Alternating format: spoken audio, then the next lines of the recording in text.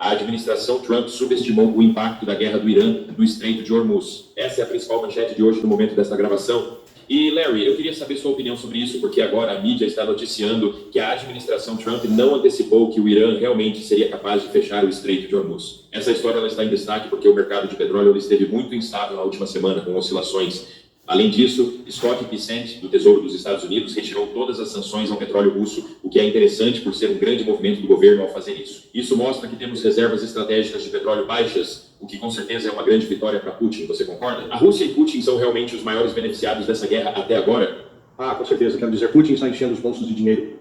Então, lembre-se de que antes da guerra começar, a Rússia estava vendendo petróleo a cerca de $59 o barril. Agora está chegando perto de 90 a 100 dólares o barril. Estima-se que Putin esteja ganhando mais de 150 milhões. A Rússia está recebendo mais de 150 milhões de dólares por dia. Então, isso vai somar bem rápido. Eles vão chegar a $1 bilhão em 10 dias, sabe? $2 bilhões em 20 dias, em um mês, sabe? Arrecadando mais $3 bilhões por mês. Nada mal. Mas é importante entender o que aconteceu quando a Guarda Revolucionária Iraniana fechou o Estreito de Hormuz. E eles fizeram isso no primeiro dia, justamente no dia em que foram atacados com o que se chama de guerra de agressão. O mesmo crime, é um crime. Foi por isso que os nazistas foram processados em Nuremberg por iniciar uma guerra de agressão. O Irã fechou o estreito. E ao fechar o estreito não era só o petróleo. Existem 3 grandes commodities que saem dali. Além do petróleo, o gás natural liquefeito vem principalmente do Catar. Isso representa 25% do fornecimento global. Os Estados Unidos são o maior fornecedor do mundo, e depois vem a Rússia. O Catar é o terceiro. E além disso, ureia, e você deve estar pensando, bem, nitrogênio, isso representa fertilizante. O Golfo Pérsico representa 35% dos fertilizantes no mercado global. Então, neste momento, já se passaram 14 dias de fechamento do Golfo Pérsico, os produtos não estão saindo. Como resultado, estamos vendo um aumento dramático no mercado de petróleo. O Brent já está acima de 100 dólares agora. E Trump tem tentado baixar o preço só falando, não, essa guerra vai acabar logo, não vai. Mas as pessoas acreditaram nele. E então todos disseram, isso vai acabar logo. Então tudo vai voltar ao normal. Não, não vai voltar ao normal por um bom tempo. Pode levar até 6 meses, talvez menos. Mas tudo depende de quanto tempo vai levar para os Estados Unidos e Israel reconhecerem que vão ter que fazer um acordo com o Irã. Um acordo que agora eles acham completamente inaceitável, mas que o Irã vai insistir. E o Ocidente não vai ter escolha. Nós não temos uma opção militar para abrir o Estreito de Hormuz, apesar do que Pete Hegseth diz. Nenhuma que seja politicamente aceitável, nenhuma que possa ser conduzida sem sofrer perdas severas. Agora estão circulando rumores de que vão enviar um contingente de fuzileiros navais para desembarcar em uma das pequenas ilhas que existem ali no Golfo Pérsico. Bem, ninguém prestou atenção ao que acontece com unidades como as de 2.500 homens na Ucrânia. Você não vê essas unidades reunidas. Você as vê espalhadas. Por quê? Por causa dos drones FPV que caçam e matam essas unidades. Então, se os Estados Unidos forem burros o suficiente para enviar tropas americanas para uma daquelas ilhas, elas vão ser dizimadas por drones iranianos, sem falar em mísseis e artilharia. Eles também podem alcançar esses locais. Vai ser um massacre. Tem domínio aéreo? Não. Tem controle aéreo? Não. Esquece. Vão ser todos massacrados. Não tem nenhuma chance. Vão aglomerar, vão morrer. Aí fizeram a doutrina Sorovini, 5 etapas, 5 paredes, e eles nunca passaram da primeira. Foram todos eliminados. Genialidade? Não. Pragmatismo de você enxergar a realidade e botar ali para você ver. É a mesma coisa. Como é que eu vou fazer para invadir o Irã? Eu vou lançar os aviões para lá, ótimo. Eu vou baixar esses aviões aonde? Eu tenho 28 bases. Fui lá e destruí. Você vê que o trabalho do Irã, ele é sistemático e aplicado. Os Estados Unidos estão vindo para cá, eu não quero briga, gente. Pelo amor de Deus, isso é fácil. Agora, se eu for para briga, eu vou acabar com Israel. Se eu for para briga, eu vou até o final. Por favor. Não, calma que nós estamos começando. Eu estou trazendo 30% da frota. Eu posso acabar com o Irã em 2 dias. Falou bosta. E acha que acabar com o Irã é sentar na rola de alguém na ilha dentro, pensando que é isso. Eu acabo com o Irã, acabo com todo o Netanyahu. Vamos lá, que isso aí mole. Os caras não são de nada. Vamos embora. Lembra o cara que chama uma briga? Então é isso aí. Vamos lá. Mas vamos negociar com os caras primeiro? Vamos negociar com o cara primeiro? Então tá bom. Fomos lá negociar com o cara, sentaram na mesa com o cara, estavam conversando e, na base da traição, atacaram pelas costas. Atacaram pelas costas, acharam que iam matar todo mundo, acharam que iam matar o Khamenei e que o povo de lá, mataram de padre! Acharam que ia ser venezuelano chorando pelas ruas, lágrimas de crocodilo. Aquilo só serviu de incentivo. Aquilo foi a pior porrada que tem. Porque ele, ao invés de ter 90 milhões de inimigos dentro do Irã, ele agora tem 300 milhões de inimigos em toda a região. Que maravilha, que bela contratação, que trabalho de artista. E o que fez? O que é que nos primeiros 2 dias o Irã lançou 70% dos seus mísseis e seus drones? 60% mais ou menos foram lançados nos 2 primeiros dias. Nós estamos com 14 dias. E nos 2 primeiros dias foram mais da metade de todos. Por quê? Tem uma explicação. Eles acabaram com todas as 27 bases. Acabaram com todas. Destruíram todas. Ou seja, lembra aqueles 2 mil aviões? Eles não têm onde pousar. Eles não têm onde fazer manutenção. Eles têm que ficar em cima do porta-aviões. Mas um dos porta-aviões já está fora de combate. O outro está escondido. E então, vamos reabastecer. E eles foram lá e já destruíram 7 aviões. Sendo que um, os Estados Unidos e Israel, iriam fazer de tudo para que a tripulação não tivesse morrido. Mas foi difícil demais. Mas até agora já admitem que morreram 12 pessoas. Como eu falei, isso é média de briga de jogo do Flamengo para demandante na Baixada Fluminense. As mortes de americanos e israelenses passam tranquilamente de 2.000, 3.000 vítimas. E os iranianos, o dobro disso aí. Quase todos civis. Quase todos civis, por quê? Porque militarmente eles já esperavam isso. Todos os alvos, e eles tinham externo, fizeram mais ou menos o que o Estado fez contra Hitler. Ganhou tempo, enquanto foi pegando suas fábricas e jogando para dentro, atrás dos Urais, em lugar inalcançável. E o que fez o Irã, desde a última vez? Pegou todas as suas fábricas e foi jogando para trás dos Urais. Atrás dos Urais dele são 300 metros, 400 metros de profundidade. É lá que estão as fábricas. É lá onde está a produção de sal. E é dali onde eles atuam. E é dali onde fazem os ataques diários. Aí você está vendo. Esse daí é o dia a dia, os ataques. Os amarelos é Hezbollah. Isso daí é dia a dia. Cada piscada dessa é um dia. É um ataque. Olha aí. Cada pontinho desse é um foco. É isso que aconteceu nesses 14 dias. Vermelho é o Irã e amarelo é Hezbollah. É dia a dia. Cada piscada dessa é um dia. Então, se os Estados Unidos forem burros o suficiente para enviar tropas americanas para uma daquelas ilhas, elas vão ser dizimadas por drones iranianos, sem falar em mísseis e artilharia. Eles também podem alcançar esses locais. Este é o Trump. Robert Barnes acabou de participar com Danny Davis. E ele está em contato com pessoas dentro da administração Trump em altos níveis. Eles acham que Trump enlouqueceu, que literalmente ele não está em pleno juízo mental. E então temos uma situação em que a 25ª emenda deveria ser acionada. Mas até agora, por causa da pressão dos sionistas, ele continua lá. E ele vai envolver ainda mais este país em uma guerra que vai nos prejudicar gravemente. Eu prevejo, neste momento, por causa da espiral inflacionária que vai ser desencadeada. Ela já está em andamento, mas agora vai piorar ainda mais. O preço do diesel nos últimos 10 dias subiu $1,40. Gasolina, eu não sei onde você mora, mas onde eu estou, em Bradenton, Flórida, a gasolina, vamos ver, no domingo tinha subido 50 centavos. Na quarta-feira tinha subido mais 15 centavos, totalizando 65 centavos a mais por galão. E aí ontem subiu mais 5 centavos, chegando a 70 centavos. Então isso foi em apenas 5 dias. Subiu bastante. O mais alarmante foi o impacto no preço do diesel. Quero dizer, isso afeta suas compras. Tudo que é transportado para supermercados, restaurantes, para a Target, para o Walmart, para o BJ's, Price Club, tudo. Os preços vão subir. Eles têm custos de combustível mais altos só para transportar esses produtos até esses locais. Então isso, sabe, quando você está iniciando uma espiral inflacionária nos Estados Unidos, ao mesmo tempo em que as perdas de empregos estão aumentando, elas não estão diminuindo.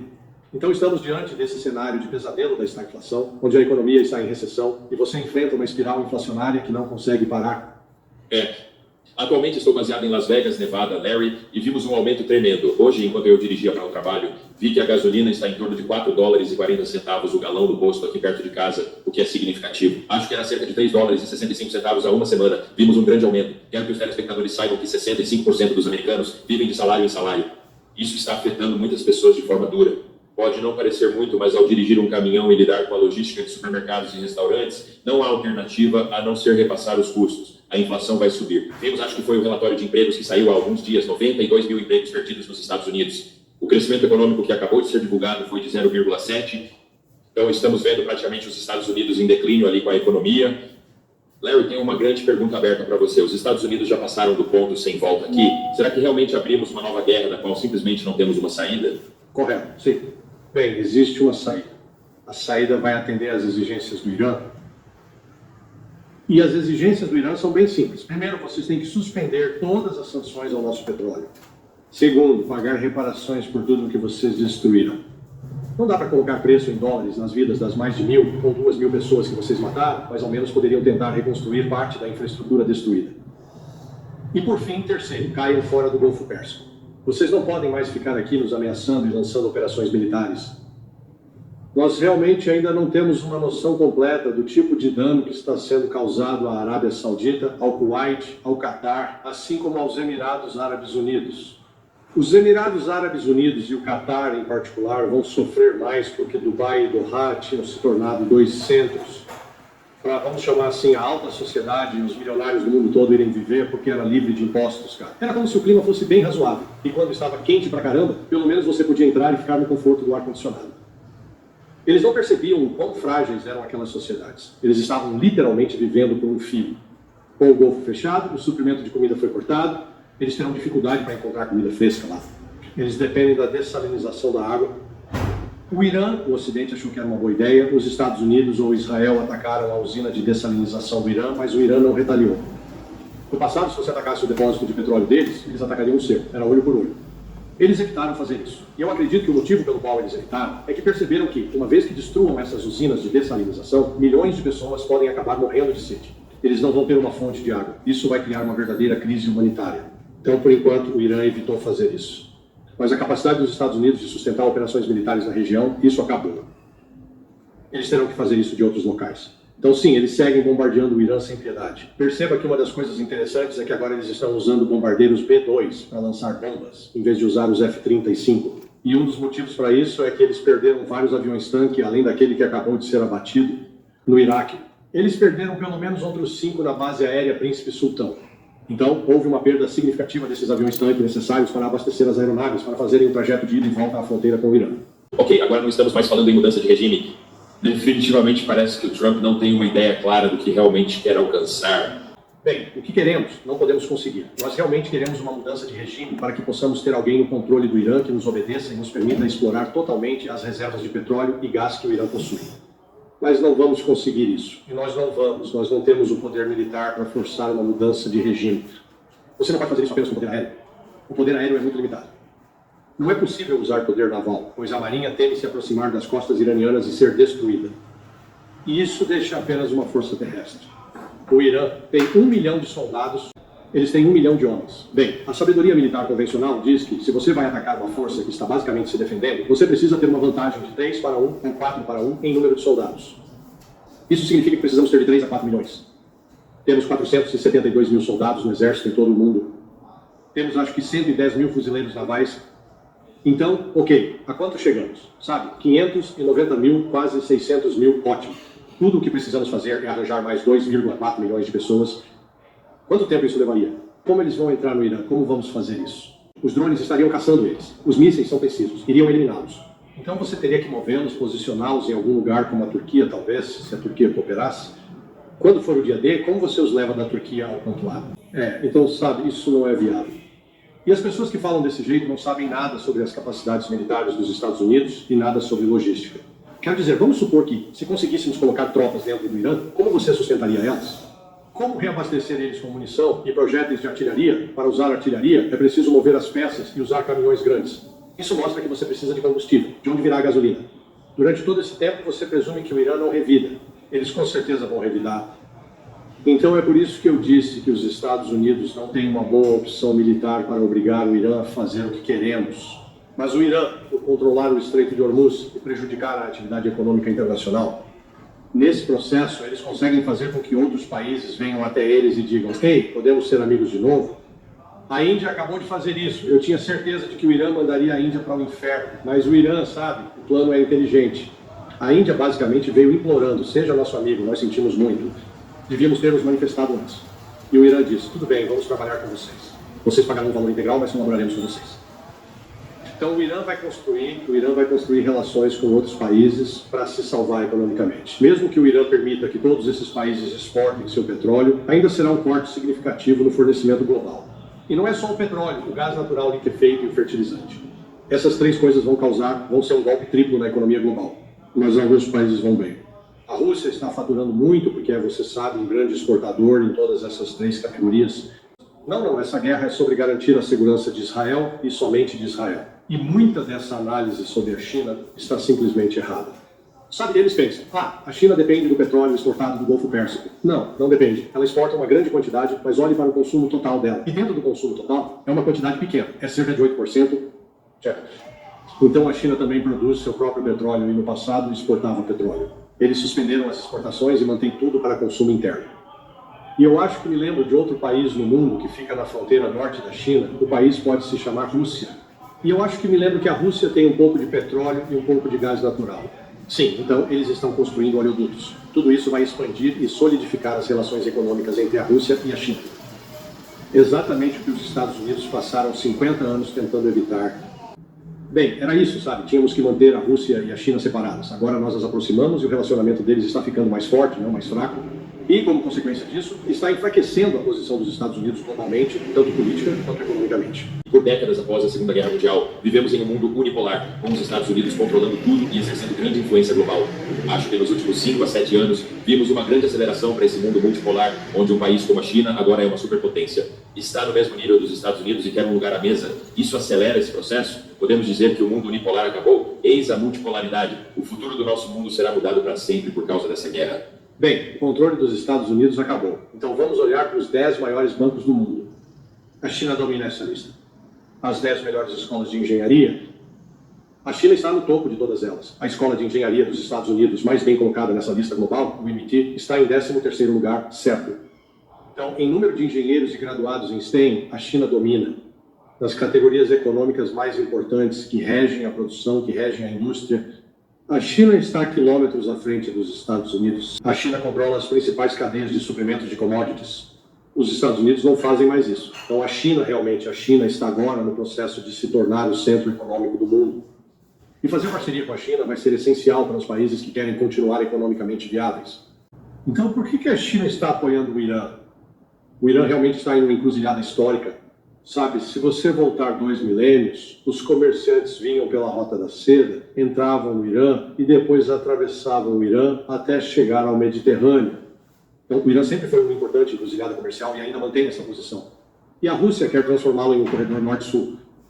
Então, sabe, essa guerra, em parte, foi para servir aos interesses de Israel, mas também provavelmente para atrapalhar esse avanço econômico. Agora, 2 dias atrás, parecia que o BRICS seria um desastre para o próprio BRICS. Mas com o anúncio de hoje de que o Irã vai ajudar a Índia a conseguir acesso seguro ao petróleo, isso mostra que há um potencial para uma divisão interna. Eles estão começando a lidar com isso. Acho que Modi reconhece, ainda que tardiamente, que fez uma coisa muito estúpida ao bajular Israel, tentando agradar os Estados Unidos. Agora ele vê que são perdedores. Eles vão perder. Isso é interessante porque sempre vimos a Índia tentando jogar dos dois lados, certo? Eles queriam participar do BRICS, mas também preservar uma boa relação com os Estados Unidos, adotando assim uma postura dupla. Então, mas eu acho que no fim das contas, quando sua economia é uma das que mais cresce no mundo e você precisa de petróleo para fazer essa economia crescer, você vai fechar um acordo. E eu acho que é aí que vamos ver, como você acabou de prever, muito mais países vindo à mesa para fazer um acordo com os iranianos, porque eles vão precisar ter acesso a esse petróleo e outros recursos do estreito, como você mencionou. Sim, essa é a disrupção econômica disso. Ainda assim, os mercados estão em negação, embora ele tenha olhado mais cedo, e o mercado de ações dos Estados Unidos tenha despencado de novo hoje, caindo mais 120 pontos. Lembra quando Pam Bondi, há 3 ou 4 semanas, estava se gabando? Bem, o mercado de ações está em 50 mil.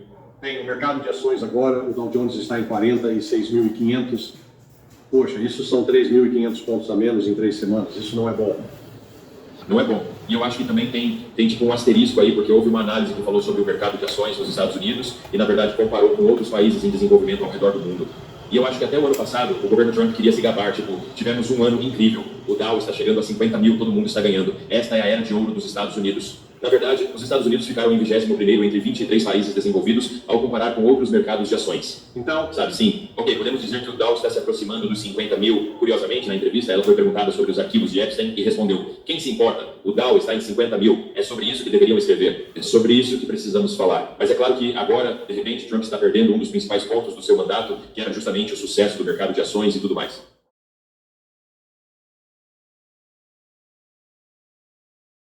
Então vamos separar o ofensivo do defensivo. Do lado defensivo temos o míssil Patriot, e basicamente já esgotamos esses estoques.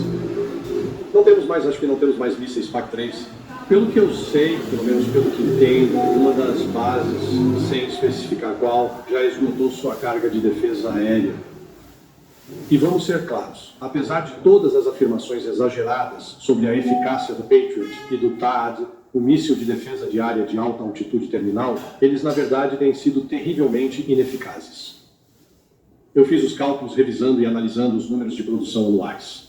Então, se voltarmos ao primeiro ano, em setembro de 2015 os Estados Unidos produziram, e até 31 de dezembro de 2025, os Estados Unidos produziram um total geral. E essa é a estimativa mais alta. Na verdade, poderia ter sido menor, mas pelo menos 4.620 mísseis PAC-3. Quando você faz as contas, disparando 2 mísseis por alvo que se aproxima, isso significa que eles são capazes de engajar 2.310 mísseis. Então, concordamos com a matemática. Bem, eles enviaram alguns Patriots para a Ucrânia e supostamente os Patriots estavam derrubando mísseis russos. Bem, a Rússia já disparou mais de 12 mil mísseis balísticos e mísseis de cruzeiro. Se os Patriots tivessem derrubado todos os que podiam, isso ainda significa que cerca de 10 mil mísseis passaram por lá. Então estão nos alimentando com, você sabe, vamos chamar de excremento bovino, algumas mentiras sobre o quão eficazes esses sistemas são. Da mesma forma com o Tchad, eles produzem cerca de 79, 80 desses por ano a 12 a 13 milhões de dólares cada um. Mesmo assim, você precisa lançar 2 desses em um alvo que se aproxima. Se você produz 80, consegue lidar com 40. Até agora, sabe, parece que o Irã já lançou bem mais de 1.000 mísseis. Os Patriots foram usados para engajar esses 1.000 mísseis. Isso é mais da metade da capacidade total produzida desde 2015. Veja, isso não faz sentido. Então, a defesa aérea, os chamados sistemas de defesa aérea, são um desperdício de dinheiro. Eles realmente são. Eles gastam milhões. E para conseguir derrubar drones de 50 a 50 mil dólares, é simplesmente ridículo. JDAMs, estamos com poucos, pelo que eu entendo. E JDAM é uma bomba planadora. Ela tem uma distância máxima de cerca de 40 a 50 milhas. Então, um avião assolta e ela percorre 40 a 50 milhas antes de atingir o alvo. Nós temos o suficiente, temos bastante JASMs, que é outro míssil lançado no ar. Esse, na verdade, tem um alcance de cerca de 500 milhas. Não estamos ficando sem esses. Tomahawks, sim, estamos ficando sem Tomahawks. Nós só produzimos 80 ou 90 desses por ano. Poxa, eles usaram, acho que lançaram bem mais de 200, 300 nos últimos 14 dias. Então, há certos estoques que estão sendo esgotados. E, sabe, o que está sendo exposto é que uma grande parte do orçamento de defesa dos Estados Unidos foi gasta em porcarias inúteis, sistemas de armas que, na verdade, não fazem diferença no campo de batalha. E o que vamos descobrir, eu espero e rezo para que não descobramos isso. Se seguirmos em frente com esse desembarque de fuzileiros navais em uma dessas ilhas ali no Estreito de Hormuz, eles vão descobrir que são incapazes de se defender contra ataques de drones. Eles serão aniquilados ou dizimados com, você sabe, algo em torno de 80% a 90% de baixas. E vamos aprender que os dias em que podíamos concentrar forças e mantê-las agrupadas. Não, esses dias acabaram. Esta é uma das lições que foram aprendidas com a guerra na Ucrânia nos últimos 4 anos e meio. E essa é uma das razões pelas quais a guerra está progredindo tão lentamente, segundo alguns relatos, porque os russos estão minimizando suas baixas. Eles distribuem as forças sem assumir riscos desnecessários. Eles não estão sofrendo as baixas que o Ocidente afirma que estão, mas os ucranianos certamente estão. E, novamente, os ucranianos cometeram o erro de tentar se agrupar e criar uma força massiva quando lançam um ataque e acabam sendo eliminados um por um. Um dado aqui que vamos mostrar só para o nosso público entender como essa matemática funciona, faz sentido. A matemática militar assusta muitos parceiros dos Estados Unidos. Cada míssil Patriot pode custar quase 4 milhões de dólares. Os Estados Unidos produziram cerca de 600 deles em todo o ano de 2025. E algumas estimativas sugerem que mais de 1.000 já foram usados em menos de 2 semanas de guerra. Como você disse, acho que a matemática não fecha, como diríamos lá. Não faz sentido. Obrigado por explicar tudo sobre os sistemas de defesa e mísseis que temos. Conversei com o coronel Douglas McGregor no início da semana. Uma das percepções que ele compartilhou foi que agora o Irã só precisa sobreviver, certo? E a grande questão aqui é realmente, obviamente, os Estados Unidos e Israel. Para eles, será bem mais difícil atingir seus objetivos do que para o Irã, que só precisa sobreviver. E eu acho que a questão aqui, se voltarmos ao presidente Trump, acredito que, como você disse, muitas pessoas estão realmente preocupadas com o que ele está dizendo de fato, seus objetivos declarados. Nós vimos que no início da campanha era mudança de regime. Esse era realmente um objetivo declarado. Muito rapidamente isso mudou. Ok, agora não estamos mais falando em mudança de regime. Definitivamente parece que o Trump não tem uma ideia clara do que realmente quer alcançar. O que a gente sabe das nossas fontes em Teherã, e a gente está em contato constante com eles, e do que eles podem falar, e do que eles podem falar especialmente para, no nosso caso, estrangeiros. Não vai haver realmente cessar-fogo. Ou seja, tudo que o ministro das Relações Exteriores, Arakshi, tem dito pessoalmente, dia após dia, e pode-se dizer que hoje Arakshi é um dos personagens mais famosos do planeta, e fama no bom sentido, mais admirados no planeta inteiro, e eu digo sul global. Então só haveria um início de sondagem, digamos, de um possível cessar-fogo, se esse círculo super fechado em torno de Mojtaba Khamenei concluir que o Irã atingiu um ponto de exaustão militar sem retorno e que prolongar a guerra arriscaria o colapso da estrutura da estrutura de poder inteira iraniana. A gente está muito, muito longe disso. Muito, muito longe. Especialmente porque as cidades subterrâneas de mísseis e os últimos mísseis de nova geração, que na verdade são adaptações dos Gerânios 5 e Gerânios 6 russos, que foram adaptações russas dos Shahids iranianos, e agora o reverso está acontecendo, eles estão no campo de batalha. Não foram ainda atingidos porque elas estão no leste do Irã. Nós já comentamos isso antes. E eles estão no sudeste do Irã, por exemplo, em Sistan Baluchistan, que é a enorme província vizinha ao Baluchistão paquistanês. Eles estão no extremo leste, a leste de Mashhad, perto da fronteira do Afeganistão. Nenhuma dessas áreas foi bombardeada pelos americanos, está fora do alcance dos bombardeios americanos. Ou seja, todo esse poder militar está intacto. Para não falar no Estreito de Hormuz, todo o poder militar verdadeiro do Irã, além da marinha iraniana, no Golfo Pérsico, no Golfo de Omã e, evidentemente, em torno de Hormuz, dos dois lados, também está intacto porque não foi utilizado e continua escondido. E isso inclui tudo. As mini-embarcações de última geração, os drones aquáticos de última geração e a bateria infinita de mísseis antinavios postados em toda a costa, através do Golfo Pérsico, indo para o Golfo de Omã. Mesmo depois de todos esses ataques brutais, especialmente do Império do Caos, da rapina e dos ataques absolutos, se eu não gosto de você, eu te mato, que é a lógica da administração Trump 2.0. O sistema iraniano como um todo não está fragmentado. Isso é o mais importante. E o topo da elite política e militar continua totalmente coeso. Seja ou não com a morte confirmada ou não de Ali Larijani. Ou seja, a cadeia de comando está intacta. E não é mais uma decapitação, ou se continuarem as decapitações, que vai mudar. Por quê? Algo que nós já discutimos, e eu discuti em todas as podcasts que eu fiz nessas últimas 2 semanas, eu já perdi a conta. O plano de batalha, desde o final da Guerra dos 12 Dias, ou seja, nos últimos 8, 9 meses, foi elaborado minuciosamente pelo Ayatollah Khamenei, coordenado por ele, e com 4 níveis designados com nomes de substitutos à mesma altura de eventuais comandantes assassinados, e inclusive dele mesmo, Ayatollah Khamenei. Algo muito importante, não tem uma confirmação definitiva, mas que é muito importante. Mojtaba Khamenei não era, segundo a lista do Ayatollah Khamenei, designado como seu sucessor imediato. Porque o Ayatollah Khamenei não apreciava a ideia de que isso pudesse se constituir uma dinastia. Havia outros ayatollahs, inclusive do ponto de vista de teologia xiita, mais capazes do que Mojtaba, mas a influência do IRGC, para vocês terem uma ideia de como o sistema, mesmo depois da decapitação inicial, onde foram assassinados não só o Ayatollah Khamenei, como vários dos líderes militares, a coesão se manteve intacta. A resposta começou a vir meia hora depois da decapitação, já na manhã do sábado, dia 28 de fevereiro, e o IRGC, nos dias seguintes, até a designação final de Mojtaba como novo Supremo Líder pela Assembleia dos Experts, influenciou, mas no sentido de que o RGC provou para a Assembleia dos Experts, em conversas diretas, de que Mojtaba, continuando a imagem e o símbolo do pai assassinado, não só ele tem competência para ser o líder supremo, mas do ponto de vista do inconsciente coletivo iraniano, não poderia ter uma figura mais forte. E isso se revelou absolutamente correto. É um consenso nacional iraniano de Teherã a todas as províncias, ao Mar Cáspio, ao Golfo Pérsico, ao Golfo de Omã, ao Khuzestão, ao Azerbaijão, ao Sistan Baluchistan, a Mashhad, à fronteira com o Afeganistão, tudo. É um consenso de que Mojtaba é o novo líder supremo, honrando a memória do pai e que deve se prestar todas as homenagens e acreditar na sua capacidade de continuar levando à frente o trabalho do seu pai. Bom, os americanos continuam escalando, sem parar, e com aquela capacidade de... A única coisa que os americanos sabem fazer é bombardear tudo que tem na frente, literalmente. Essa é a lógica de guerra americana. Sabendo, evidentemente, que eles não podem colocar tropas no terreno, primeiro que é impossível, segundo que elas todas iam retornar em body bags, envoltos na bandeira americana, de volta aos Estados Unidos.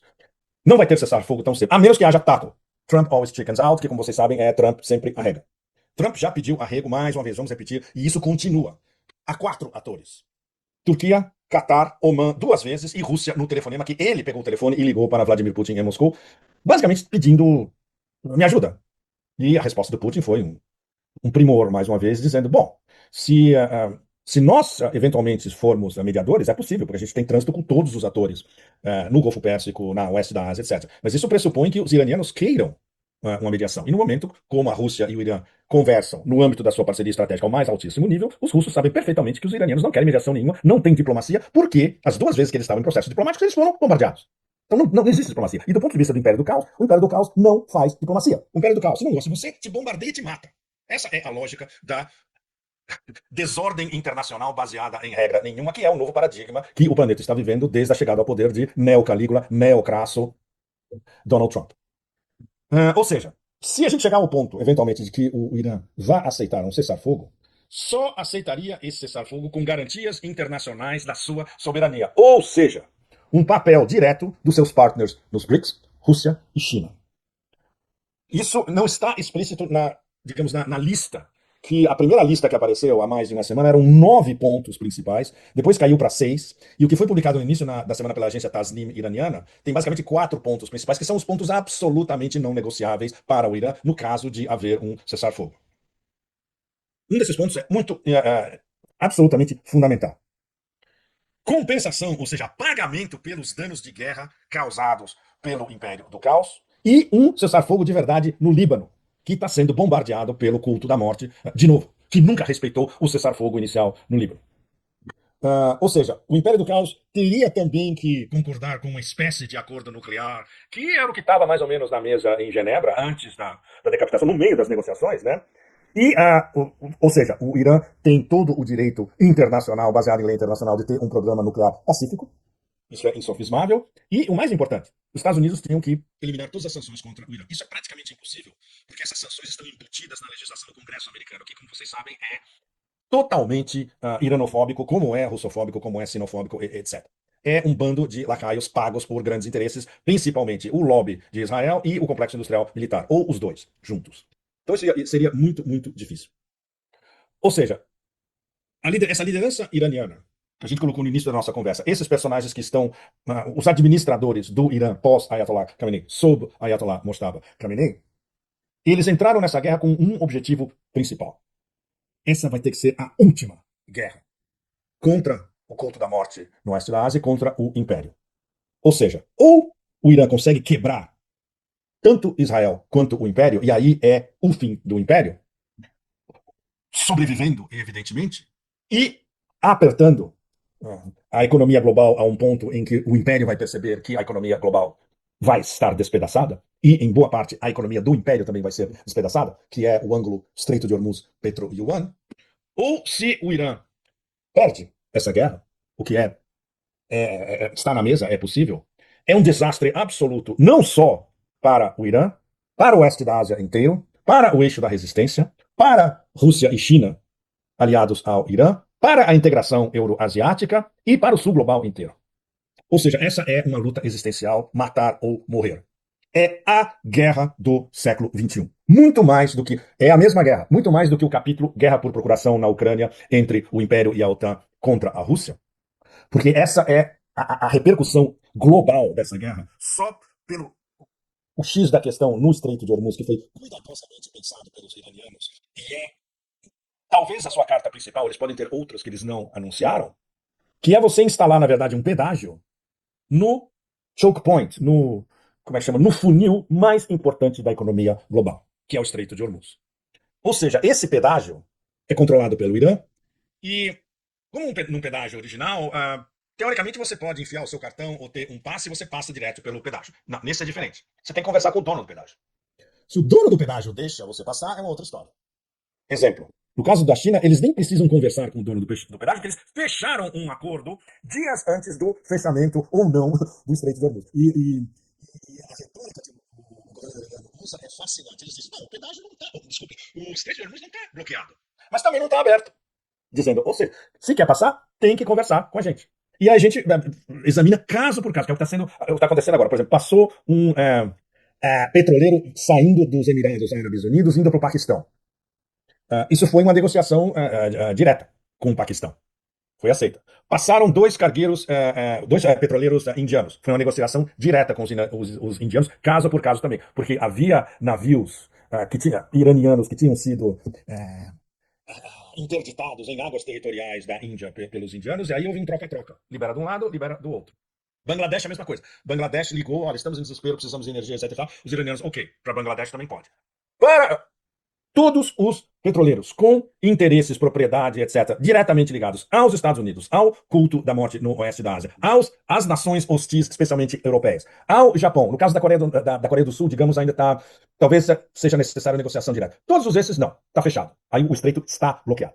E, fundamentalmente, do ponto de vista das seguradoras, especialmente a Lloyds de Londres, mas outras seguradoras, ninguém vai segurar um petroleiro para atravessar o Estreito de Hormuz, sabendo que se a negociação com o Irã não funciona e eles tentam passar, os drones automaticamente passando uma linha demarcatória que é no meio do Estreito de Hormuz, ao sul das águas territoriais iranianas e ao norte das águas territoriais das monarquias do Golfo, se um petroleiro passa por aquela linha, ele é automaticamente atacado por drones.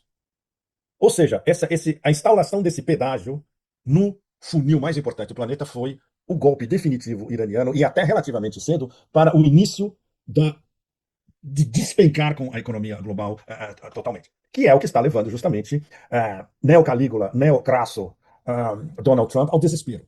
Pedindo ajuda ou não pedindo ajuda da OTAN. Ele consegue ser capaz de pedir ajuda e não pedir ajuda na mesma frase ou em menos de 10, 20 segundos em sequência. E 2 vezes ou até 3 vezes. Bom, claro. É o retrato da sua inconsequência absoluta e da volatilidade do seu cérebro com um espaço de atenção de 5 segundos. Resumindo, os guardas revolucionários jogando Sun Tzu. Eles aprenderam as lições de Sun Tzu e aplicaram ao Estreito de Hormuz. E aprenderam também a jogar Go, Wei Chi, o jogo chinês de Go, que é você, na verdade, cercar o adversário e imobilizar o adversário. A maneira como os iranianos imobilizaram os Estados Unidos com esse golpe de Hormuz já entrou para a história, sem dúvida nenhuma. E bom, os persas, como vocês sabem, jogam xadrez tão bem como os grandes mestres que são os russos. Mas eles, nas suas conversações de parceria estratégica com os chineses, eles aprenderam os méritos da estratégia Wei Chi, Go, que é sempre a estratégia chinesa. E é uma estratégia não militar. É uma estratégia de paciência e de sufoco. Quando o adversário vê, ele está encalacrado e ele não tem saída. E qualquer saída que ele tentar, neste zugzwang, qualquer coisa que ele fizer, ele perde. É uma guerra contra os principais BRICS, inclusive a estupidez absolutamente abissal da liderança indiana, que 48 horas antes da decapitação contra Ayatollah Khamenei e a liderança iraniana, Modi estava abraçando o criminoso de guerra em Israel e dizendo que Israel era o papai e a Índia era a mamãe. Em termos de buraco geopolítico cavado por si mesmo, é um dos grandes dos últimos séculos. O Irã tem capacidade de sustentar essa contraofensiva e alimentar essa contraofensiva por um bom tempo. E não é uma questão de semanas, por meses. As especulações, mais uma vez, ocidentais, de que, baseado em rumores, Washington é a capital dos rumores, e das fake news em todos os sentidos, de que isso pode durar até setembro. Bom, se durar até setembro, acabou a economia global, literalmente. E vocês vão ter nações sendo despejadas para a lata de lixo da história, uma atrás da outra. É absolutamente impossível. Ou seja, o Irã tem a capacidade de aguentar durante meses, se isso acontecesse. E um cessar-fogo por si não mudaria absolutamente nada do risco que o Irã impôs sobre o Golfo Pérsico, as petromonarquias.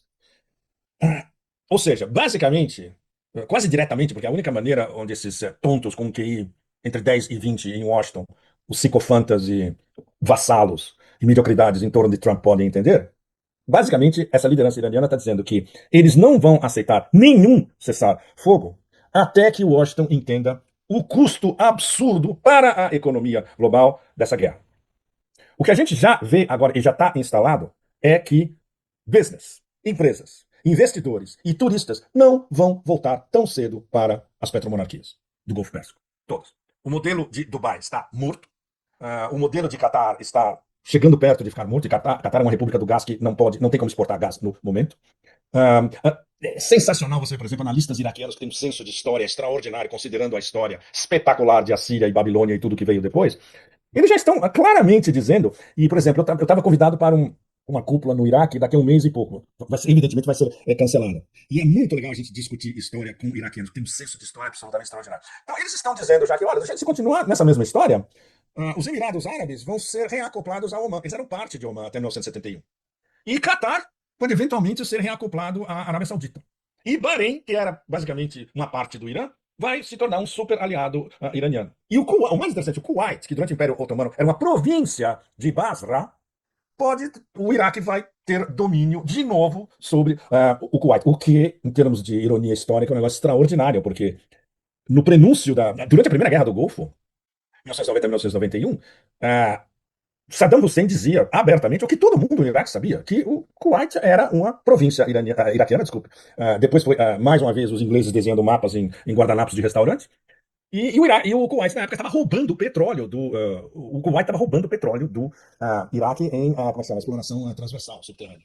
Se isso acontecer, em termos de ironia histórica, é uma das grandes ironias históricas dos últimos 2 séculos.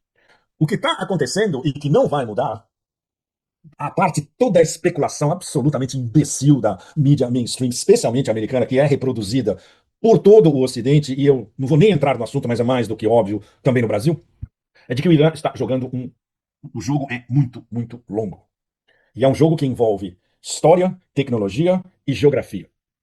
Como os americanos são nulos em história e geografia, é uma das razões pelas quais eles estão totalmente encalacrados numa guerra que eles lançaram achando que ia durar um fim de semana e que pode durar várias semanas ou até vários meses. O que vai provocar, se for o caso, o colapso absoluto da economia global. O Irã comanda toda a face norte do Golfo Pérsico, que está militarizada ao extremo e com tudo apontado para quem for navegar no Golfo Pérsico e chegar perto ao Estreito de Hormuz, e apontado também para os campos de energia na margem sul do Golfo Pérsico e por tudo que passa da margem sul do Golfo Pérsico, ou seja, as petromonarquias do Golfo. Sem esquecer, evidentemente, os nossos amigos Houthis, os aliados Houthis, que estão hiper bem colocados na entrada do Mar Vermelho e ao longo de toda a passagem que leva para o canal de Suez. Os Houthis estão só olhando e esperando o momento certo, se for necessário eles entrarem na guerra, se o Irã pedir que eles entrem na guerra, se eles acham que eles têm que entrar na guerra, na cabeça deles, eles estão prontos para entrar na guerra a qualquer momento. Só precisa de uma faísca. Por exemplo, se eles forem atacados pela Arábia Saudita, um exemplo. Se eles forem atacados diretamente por Israel, mais um outro exemplo. Ou se, numa conversação direta com a liderança do IRGC em Teherã, chega-se a um acordo entre Sanaa e Teherã e os Houthis imediatamente entram na guerra, como o Hezbollah entrou na guerra de novo, mesmo com o Hezbollah em processo de reorganização. Ou seja, se você olha a geografia, você vê que o Irã está impecavelmente posicionado para espremer a economia global nos 2 lados da Península Arábica. É absolutamente brutal e insofismável geograficamente. A gente nem está falando de tecnologia. Esses que estão no comando hoje, como vocês devem ter percebido eu falando um pouco de cada um deles, quem está no comando hoje do Irã, todos são veteranos das guerras assimétricas no Iraque e também na Síria. Na Síria também era uma guerra assimétrica. Enquanto eles estavam envolvidos, a Síria não caiu. Isso é o mais importante. Só depois que eles estavam fora, a Síria caiu. Ou seja, eles estão hoje aplicando a mesma estratégia de guerra, na prática, com os Estados Unidos, no campo de batalha da economia global. Ou seja, se você junta os drones, se você junta os mísseis de curto e médio alcance, se você junta com as minas que estão tacando fogo em petroleiros e em portos, isso é o mesmo efeito que aqueles IEDs, aqueles objetos explosivos improvisados, tinham no Iraque, mas com muito mais impacto. Porque isso está virando as cadeias de suprimento do Ocidente de ponta cabeça, na verdade paralisando as cadeias de suprimento do Ocidente e elevando os preços do petróleo, a gente não sabe até onde vai chegar. Está oscilando entre acima e abaixo de 100. Dependendo do que acontece nos próximos dias, pode chegar a 120 ou a 150. E se a confrontação direta ficar ainda mais acirrada nas próximas 2 ou 3 semanas, o que é bastante possível, pode chegar a 200. Muito importante o fato de que o Calígula adiou a sua viagem à China. Era para chegar à China no final do mês, começo de abril. Isso provavelmente, se acontecer, vai ser no começo de maio. Se Calígula Neocrasso for à China, a sua recepção vai ser, eu diria, siberiana, mesmo que seja numa primavera chinesa. Trump estava esperando chegar à China carregando o escalpo do Irã como uma medida de pressão sobre os chineses e dizer, olha, esse seu grande aliado lá no oeste da Ásia, ele agora é meu. Você sabe perfeitamente o que está acontecendo agora, né? Então não há muito interesse, na verdade não há nenhum interesse na China em receber Trump. E Trump está totalmente despreparado para ir à China e conversar sobre assuntos que eles não têm o menor domínio. Muito menos ele tem o domínio da guerra que ele entrou e agora não consegue sair. E ele é para parafrasear a Garcia Marques, ele é um não general no seu labirinto. Bem, os iranianos têm dito que vão fazer exatamente o que os Estados Unidos e o regime israelense fazem com o Irã. Fazer o mesmo de volta. Eles bombardearam fábricas, bancos, escolas, hospitais, o Ministério da Energia e até um importante posto de eletricidade inteira. Com licença. Então os iranianos vão retaliar. E como os regimes do Golfo Pérsico abrigam bases dos Estados Romês, eles permitiram que os americanos usassem seu território, inclusive para atacar o Irã a partir dessas bases. Por exemplo, mísseis HIMARS foram disparados em direção aos iranianos a partir desses países. Eles fazem parte dessa guerra de agressão. E alegar neutralidade é um insulto à nossa inteligência. É por isso que o Irã está os atacando. Mas ao mesmo tempo, o Irã está se contendo. Então você mencionou o Estreito de Hormuz. Neste momento, está fechado. Mas o Irã poderia destruir os ativos do Catar ou dos Emirados, mas não o fez. Eles causaram alguns danos em retaliação, mas ainda não foram tão longe. Por quê? Porque querem que esta guerra termine sem uma catástrofe econômica global. Assim, eles fecharam o Estreito de Hormuz. Mas se os Estados Unidos forem forçados a recuar, então os navios poderão voltar a circular. E o petróleo, o gás e os petroquímicos poderão ser produzidos novamente. Mas se os Estados Unidos escalarem o conflito, então o Irã terá que atacar com mais força e retaliar. E isso significa que mais ativos importantes serão destruídos. Os ativos norte-americanos são, é claro, uma prioridade. Mas nenhum desses países, desses regimes, é inocente. Todos fazem parte dessa agressão. Eles colaboraram e, como resultado, os americanos conseguiram matar muitos iranianos com a ajuda deles. Sim, professor Marandi. Esses são pontos importantes. Recebemos relatos de explosões em Doha, no Catar, e também na base aérea Príncipe Sultão. Eu só queria que as pessoas entendessem isso. E agora tem havido um certo desenrolar dos acontecimentos, enquanto tudo isso acontece. Parece que o Estreito de Hormuz, explodindo no sentido de sua importância nesta guerra, na retaliação e resposta do Irã, causou alguns problemas. Acabamos de ter a renúncia de Joe Kent, que era o diretor nacional de contra-terrorismo nomeado por Trump. Ele renunciou. Eu não vou ler tudo, mas posso mostrar na tela para que as pessoas vejam enquanto o senhor fala, professor Marandi. Ele renunciou e mencionou que essa guerra de agressão é um grande erro. Fale um pouco sobre a interação aqui. Como a resposta do Irã a essa guerra de agressão causou grandes problemas dentro do establishment político dos Estados Unidos, assim como para ambos os principais agressores, devo dizer. Os grandes, que são os Estados Unidos e Israel. Sim, acho que essa carta de renúncia é algo importante.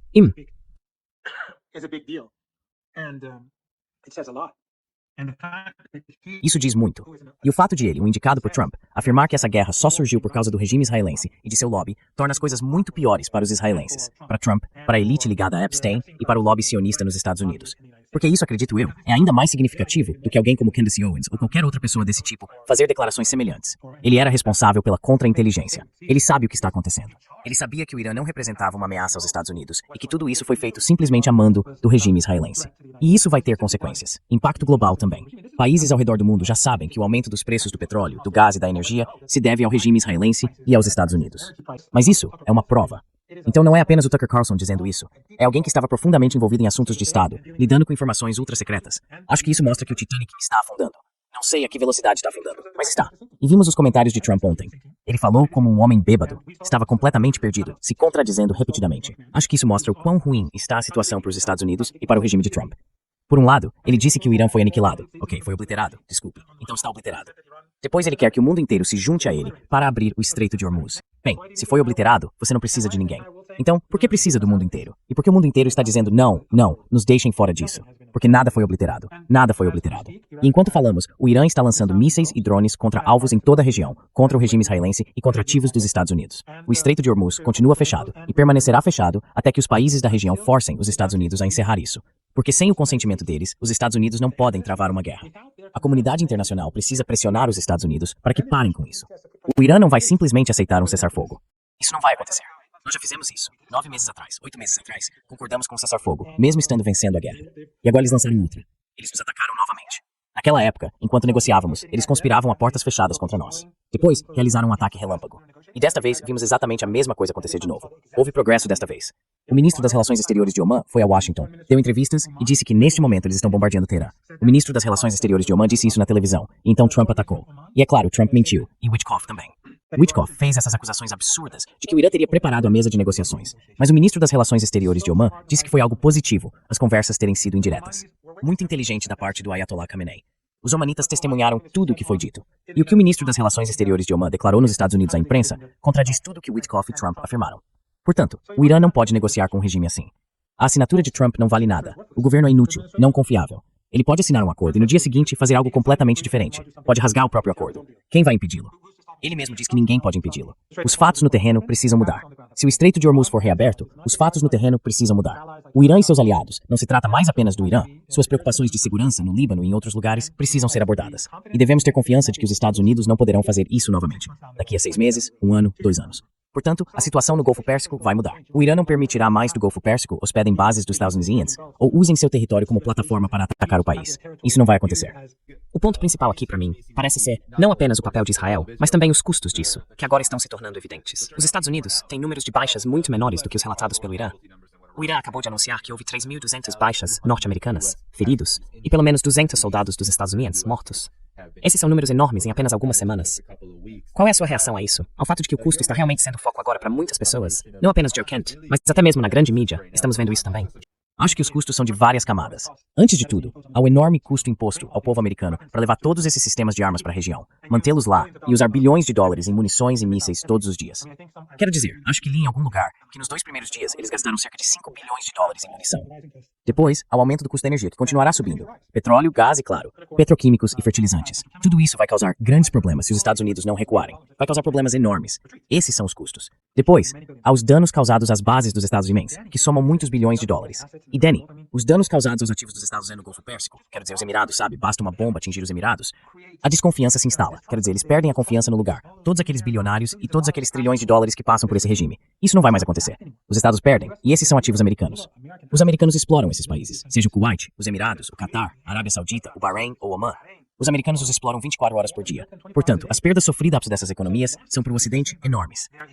E claro, você sabe, trilhões de dólares em armas foram vendidos para esses regimes, mesmo que eles nem saibam como usá-las, porque a maioria deles não tem pessoal para isso. O Catar, por exemplo, tem uma população de 350 a 400 mil pessoas. Eles nem têm pilotos. Eles simplesmente compram essas armas dos Estados Unidos para agradar os Estados Unidos, para que senadores possam receber comissões e outras elites possam ganhar propinas. E então, os príncipes também recebem suas comissões e propinas. Mas os aviões e todos os outros sistemas de armas são inúteis. Então, quando você observa tudo isso em conjunto, o dano causado aos Estados Unidos é enorme. E então, é claro, ao fato de que os Estados Unidos fracassaram. O Império fracassou nesta guerra. Normalmente o fracasso leva 20 anos. Vietnã, Iraque, Afeganistão. Mas no caso do Irã, eles fracassaram desde o primeiro dia. E o Irã estava travando uma guerra, não apenas contra a superpotência, mas contra todos os seus representantes. O regime israelense, que recebe tudo o que precisa dos europeus e americanos, e todos esses atores regionais. Erdogan permitindo que os AWACS sobrevoassem a Turquia para coletar informações contra o Irã, bases de radar dos Estados Unidos na Turquia sendo usadas contra o Irã, bases jordanianas sendo usadas contra o Irã, seu espaço aéreo sendo usado contra o Irã, e a Arábia Saudita também. Todos esses países do Golfo Pérsico, e claro, o Ocidente coletivo, estão todos por trás dessa guerra. Então o Irã e o eixo da resistência, o Hezbollah, a resistência iraquiana e o Iêmen, estão enfrentando essa coalizão do mal. E eles fracassaram. O Império fracassou. Agora imagine pessoas ao redor do mundo olhando para o que está acontecendo e dizendo: os Estados Unidos não conseguiram derrotar o Irã em 2 ou 3 dias? Disseram que acabaria rápido. Achávamos que eles poderiam fazer isso. E portanto acredito que além dos danos que já discutimos, isso terá enormes repercussões políticas para os Estados Unidos nos próximos meses e anos. E só uma coisa, Danny. 2 coisas. Claro. Primeiro, para acrescentar algo que eu disse antes, o Irã vai receber reparações. Agora, sejam os países do Golfo Pérsico. Quer esses regimes caiam, quer surjam novos regimes e o povo assuma o poder, ou aconteça algum golpe, ou esses mesmos déspotas permaneçam no poder. Não importa, o Irã vai receber reparações. A situação no Golfo Pérsico vai mudar. O segundo ponto que eu queria destacar é que enquanto falamos agora, Danny, há milhões de pessoas nas ruas. Eu estou ficando aqui por causa da nossa entrevista. Pessoas em Teherã e em outros lugares, todas estão nas ruas agora, sob ataques aéreos. Sob ataques aéreos. Milhões em todo o país. Quando os distúrbios aconteceram em 8 e 9 de janeiro, agências de inteligência estrangeiras trouxeram armas e eles massacraram centenas de policiais e voluntários e mataram muitas pessoas comuns.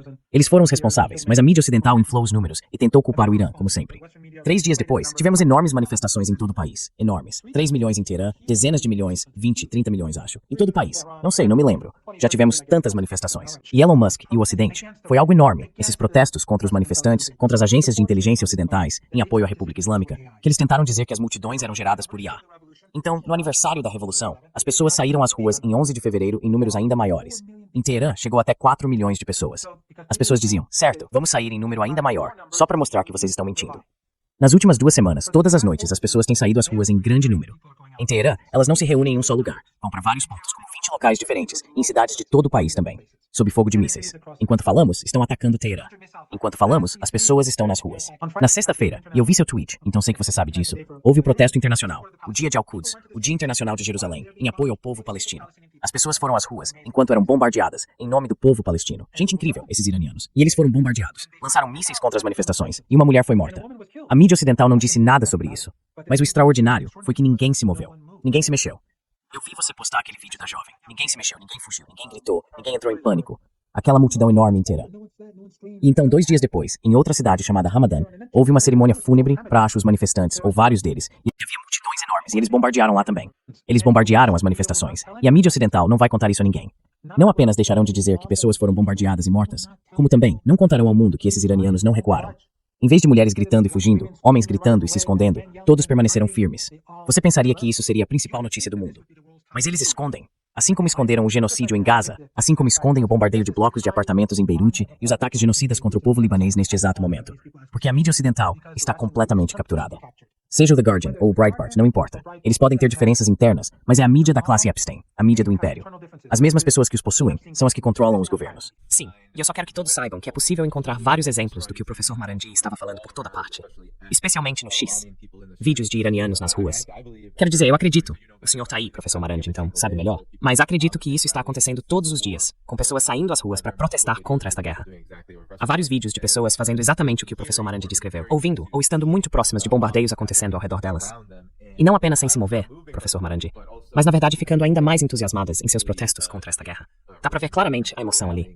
Agora, o Irã está sofrendo ataques, é claro. Eu sei que você sabe que há muitos civis, muitas pessoas, que foram mortas até agora. Acredito que mais de 1.400, pelo que sabemos. Mas provavelmente há mais, considerando que Israel e os Estados Unidos são os que estão atacando neste momento. Também estão sendo feitas alegações, não acho que tenham sido confirmadas, mas você pode me corrigir, de que Ali Larijani, o secretário do Conselho de Segurança Nacional, foi morto. Não há confirmação por parte do Irã, mas é o que Israel está dizendo, e eles estão assumindo a responsabilidade por isso. Por exemplo, há relatos de que o USS Gerald Ford vai seguir para Creta na próxima semana. E ninguém sabe o que vai acontecer a partir daí, porque houve um incêndio de 6 horas a bordo que deixou 600 marinheiros sem camas. E há também o fato de que até Trump reconhece que os iranianos são pessoas inteligentes. Eles não estariam aqui se não fossem. Segundo alguns relatos que estou vendo, o Irã está lançando cerca de 63 drones por dia e cerca de 30 mísseis por dia, todos os dias, o que contradiz as alegações de que as forças armadas iranianas foram enfraquecidas. Então você tem uma população energizada que está se mobilizando todos os dias contra a guerra, sem medo do que os Azuleis e Israel estão fazendo. Você tem um exército que ainda mantém grande parte, se não todas, de suas capacidades intactas, pelo menos aquelas que o Irã considera importantes. E então, as decapitações e as baixas e mortes de civis, que são trágicas e criminosas, mas que não parecem estar mudando ou alterando o cálculo de como as coisas estão evoluindo. E claro, a situação econômica. Então é mais ou menos isso que estou observando, professor Marandi. O que o senhor está vendo em termos de como isso está se refletindo do lado dos Estados Unidos e de Israel? E em que ponto eles estão nessa guerra? Bem, o número de iranianos nas ruas é tão enorme que, apesar da censura total da mídia ocidental, até o Trump está ouvindo falar disso. Então ele precisa ir lá e dizer que é a IA, assim como o Elon Musk disse há alguns meses. As pessoas estão vendo, está passando. Está passando pela repressão nas redes sociais e pela censura da mídia ocidental, mas as pessoas ainda estão vendo. Então até o Trump teve que comentar e dizer: sabe, eu fiz um tweet ontem à noite, estava na rua em uma dessas manifestações, há manifestações por toda Teherã, e mostrei um pouco disso e disse: somos todos Amaleque e somos todos IA. Deixando isso de lado, lembre-se, essas pessoas estão fazendo isso enquanto são punidas, assassinadas, porque estão dizendo não ao genocídio. É impressionante. E veja, o mesmo vale para o Hezbollah. O Hezbollah iniciou essa luta para desviar tropas de Gaza porque o massacre, o genocídio, estava acontecendo. Então eles fizeram seus sacrifícios pelo povo de Gaza. E fizeram enormes sacrifícios. Eu estava lá quando Sayyid Hassan Nasrallah foi martirizado. Eles perderam comandantes. E então, a coisa mais repugnante foi que após o cessar-fogo, porque o Hezbollah não controla o Líbano, os Estados Unidos têm uma enorme quinta coluna de pessoas no país que estão constantemente traindo a resistência. E claro, a Síria agora está sob controle dos Estados Unidos. A Al-Qaeda é apenas mais uma ferramenta dos Estados Unidos. Mas os salafistas, os wahhabistas e os takfiris, desde o cessar-fogo, têm ridicularizado o Hezbollah e dito que eles fracassaram. São pessoas desprezíveis, esses takfiris. E foram eles que aplaudiram a CIA, o Mossad, Erdogan e outros quando estavam conduzindo a guerra suja na Síria. E agora vemos que o regime na Síria é uma ferramenta dos Estados Unidos e todos estão virando o rosto. Mas agora olhem para o Hezbollah. Eles estão atingindo o regime com força e, em nome do povo palestino, estão fazendo sacrifícios por outro povo. O mesmo vale para o Irã. Eles estão sendo atacados e mortos porque dizem não ao genocídio, não ao extermínio de crianças, não ao povo de Amaleque, como os israelenses o chamariam, como todos os líderes israelenses o chamam. Assim, os iranianos permanecem firmes. São tão firmes que isso chegou até os ouvidos de Trump. Ele ouviu. Então ele precisa ir e dizer que é IA. Quanto ao Dr. Larijani, temos que esperar um anúncio, mas nada vai mudar. Se ele for martirizado, terá alcançado a mais alta honra. Apenas alguns dias ele tweetou: acho que as pessoas deveriam ir e olhar sua conta no Twitter. Ele citou, acredito, o Imam Hussein, neto do profeta, sobre o martírio. Ele não tem medo do martírio. Ele não tinha medo do martírio. Ele defende a causa justa. Se estiver vivo, continuará trabalhando. Se for martirizado, isso só nos tornará mais fortes e mais determinados. Veja o povo nas ruas. Eles bombardearam suas manifestações e ainda assim estão nas ruas. Eles não nos entendem. São orientalistas, racistas. Acham que ao matar o líder, assassinar o líder, transformá-lo em mártir, tudo vai desmoronar. Não, somos um povo sofisticado, com uma constituição sofisticada e estruturas estatais sofisticadas, e seguiremos em frente. 45 minutos depois que o Ayatollah Khamenei foi martirizado, ele se recusou a deixar sua casa porque disse: muita gente não tem para onde ir, então vou ficar aqui. Ele também não quis sair do escritório. E o que aconteceu 45 minutos depois? Começou a retaliação do Irã. Você pode andar pelas ruas de Teherã, dirigir por aí, tá seguro. A maioria das lojas está aberta. Algumas pessoas foram embora porque, depois do massacre daquelas meninas na escola, as 168 crianças que os Estados Unidos massacraram, o governo fechou escolas e universidades. Então muita gente saiu e incentivaram outros a sair se não tivessem nada para fazer lá. Alguns voltaram, mas algumas lojas ainda estão fechadas. A questão é que o Estado continuará funcionando. E enquanto falamos, o Irã está revidando. E continuaremos a fazê-lo. As pessoas continuarão nas ruas. Eles continuarão nos matando, nos assassinando, realizando ataques terroristas e tentando nos enfraquecer de todas as formas possíveis. Toda vez que algo acontece, a mídia ocidental comemora ou afirma que o Irã está desmoronando. Mas nós veremos isso até o fim e imporemos uma derrota estratégica à classe Epstein. Sem dúvida, o governo americano não conseguirá abrir o Estreito de Hormuz a menos que o Irã permita. E se os Estados Unidos escalarem, isso significa que também escalará. Ao escalar, isso significa que os navios no Golfo Pérsico e os ativos de petróleo e gás do outro lado do Golfo deixarão de existir. O Irã está causando impactos diretos em Tel Aviv e Beit Shemesh. Isso é algo que quero dizer. As pessoas precisam entender que o Irã está lançando mísseis, mesmo que não seja um grande volume em termos de quantidade. Eles sabem que Israel e os Estados Unidos estão dizendo que seus interceptores estão em baixa e mais mísseis estão conseguindo passar. Então, há impactos diretos em várias cidades israelenses neste momento. E sem mencionar, professor Marandi, também temos uma situação com muitos rumores sobre o estado do próprio Netanyahu. Não sei se você viu antes do anúncio sobre Ali Larijani, e eu falei sobre isso no meu programa, tem havido muita controvérsia sobre se Netanyahu está realmente por aí, ou até mesmo vivo. Quem sabe onde ele está. Mas agora, hoje, professor, eu só quero mostrar isso, porque é algo que me deixou muito chocado. Provavelmente é a evidência mais condenatória que já vi de que algo está muito, muito errado. Então aqui está a conta X do primeiro-ministro até hoje, o dia em que estamos conversando, dizendo que Netanyahu está ordenando a eliminação de altos funcionários do regime iraniano. Mas as pessoas foram muito rápidas em apontar aqui, professor Marandi, que essa foto é de 4 de fevereiro de 2026. E embora alguns possam dizer, sabe, e eu não vou tirar nenhuma conclusão necessariamente a partir disso, além de que é algo muito, digamos, intrigante, eu não vou tirar nenhuma conclusão. Alguns estão dizendo, bem, eles podem estar trolando. Mas não parece ser o caso. Mas ainda assim, a narrativa continua sendo que, toda vez que Netanyahu aparece em qualquer lugar online, as pessoas se perguntam se esse cara está mesmo vivo, analisando e examinando cada imagem. É algo estranho. Alguns poderiam dizer que é uma guerra de propaganda, mas eu acho que é muito maior do que isso. Acho que é muito mais do que apenas tentar vender informação. Acho que é um reflexo de algo muito mais profundo. Mas, professor Marandi, qual é a sua reação a isso? Porque a conta do primeiro-ministro de Israel no X está usando fotos antigas para relatar acontecimentos recentes. Isso me parece estranho. O que o senhor acha? Bem, pessoalmente, não me importo se ele está morto ou vivo. O problema não é Netanyahu. É o sionismo, o etnossupremacismo e essa mentalidade genocida que existe entre a maioria dos sionistas na Palestina. As pesquisas mostram isso em suas atitudes em relação às crianças palestinas e aos palestinos em geral. Mas o que é interessante é que, independentemente do destino dele, Netanyahu está sempre se escondendo. Ele está ou em um avião ou em um bunker. Veja na sexta-feira, no dia de Al-Quds, o dia da Palestina, quando os americanos bombardearam manifestantes iranianos em Teherã. As manifestações estavam acontecendo em todo o país, mas no Irã, em Teherã, você via o presidente, Dr. Larijani, o chefe do judiciário, o ministro das Relações Exteriores e outros altos funcionários, todos nas ruas, sem qualquer proteção, sob fogo de mísseis entre o povo. Então o secretário de guerra dos Estados Unidos diz que todos estão se escondendo, mas eles estavam todos nas ruas. Ele o chamou de ratos, professor. Sim, ele o chamou de ratos. Bem, eles são racistas doentes. Em geral, essas pessoas são doentes, são perversas. É por isso que apoiam o genocídio em andamento em Gaza. É por isso que jornalistas ocidentais em Beirute, em seus relatos, escrevem que Israel está bombardeando redutos do Hezbollah. Eles derrubam prédios residenciais cheios de famílias e dizem isso, mesmo sabendo que estão mentindo. Esses jornalistas têm assistentes, motoristas, libaneses das mesmas vizinhanças e produtores. Mas dizem isso porque precisam escrever de um jeito que mantenha seus donos da classe Epstein satisfeitos. Então sabe, eles são ratos. E Trump? Esqueci de mencionar isso. Trump falou sobre como os iranianos são inteligentes, enquanto 1 ou 2 dias antes ele disse que há algo de errado com os genes deles. Foi numa entrevista na Fox que eu tuitei, ou retuitei. Quero dizer, esses são racistas, são desprezíveis. E claro, é compreensível. Qualquer um que apoia a chamada legitimidade do regime israelense apoia o etnossupremacismo. Então eles devem ser racistas. Por definição, são racistas. Então sabe, Netanyahu, ninguém se importa onde ele está, mas os líderes iranianos estão com o povo nas ruas. Eles podem matar podem assassinar 1, 2, 3, 10, 20, mas serão substituídos por outros, aqueles que estão nas ruas. Você sabe, o general Soleimani disse, nós somos a nação do Imam Hussein. Se eles pudessem compreender isso, se lessem alguns livros escritos por alguns desses estudiosos iranianos sobre o que é Ashura, quem é o Imam Hussein, quem é Zainab, então não se meteriam com a resistência desse jeito. Se entendessem o que é o Hezbollah, seriam mais cautelosos. Sim, os iranianos seriam mais cautelosos. É isso que mantém as pessoas firmes nas ruas, em apoio a outro povo. Em apoio a outro povo. Os palestinos estão lutando por sua sobrevivência. Essas pessoas estão lutando pelos palestinos. Então pessoas sob fogo vão ao comício do Dia de Jerusalém, Dia de Quds, sob ataque de mísseis pelo bem do povo. Sim. Eu não sei se você consegue ouvir as explosões ao fundo, aliás. Certamente os ouvimos. E o que você estava dizendo, professor Marandi, sobre o dia de Al-Quds? As pessoas precisam saber que no Irã, tenho quase certeza, e você pode me corrigir, ele é visto quase como um feriado legalmente obrigatório, dado o forte apoio ao povo palestino. Mas ele foi criado após a Revolução, e acontece todos os anos. E os iranianos saem às ruas. Muitas pessoas viajam de várias partes do mundo, especialmente da região, para ver o Irã e participar. Mas também não é um feriado. Na verdade, acontece na última sexta-feira do Ramadã. E sexta-feira no Irã é o fim de semana. A sexta é o nosso domingo. Então, nosso fim de semana é na quinta e na sexta. Se alguém quiser ir, pode ir. Por exemplo, eu fui nesta sexta, e no caminho havia lojas abertas, pessoas dirigindo na direção oposta, gente andando pelo bairro fazendo compras, ou o que quer que fosse. Quem quiser ir, pode ir. Algumas pessoas não podem. Algumas pessoas têm medo de ir. Têm medo de serem mortas por ataques a Purge. Algumas pessoas acham que é difícil demais, porque é complicado chegar lá com todo o trânsito e a multidão. Mas sabe, as pessoas demonstraram um grau inacreditável de resiliência, heroísmo e coragem, homens e mulheres igualmente. Nunca vi nada parecido. Vivi os anos 1980 no Irã, durante o auge da Revolução, quando Saddam invadiu o país. Eu estava em uma oração de sexta-feira quando uma bomba explodiu, e as pessoas se mantiveram firmes. Mas isso foi em outro nível. Há imagens por aí, as pessoas podem ver. É realmente extraordinário. E esse contraste, acho que é importante destacar, porque de qualquer forma, eu concordo com você pessoalmente. Não acho que realmente importe se Netanyahu está morto ou vivo. O que estamos vendo é a totalidade da liderança israelense. São eles que estão se escondendo. Claro, os Estados Unidos estão muito, muito longe, e não vão sentir o impacto imediato de sua guerra criminosa de agressão. Mas os líderes israelenses, eles estão se escondendo.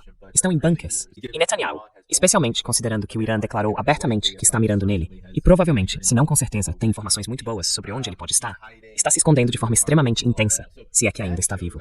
Isso mostra, eu acho, um nível de contraste que deve ser observado. Deve-se notar que o povo e a liderança iranianos, apesar do fato de que há ataques à distância ativos, quero destacar isso, com ataques à distância acontecendo todos os dias no Irã neste momento, os líderes e o povo estão se comportando de maneira completamente diferente da dos líderes israelenses.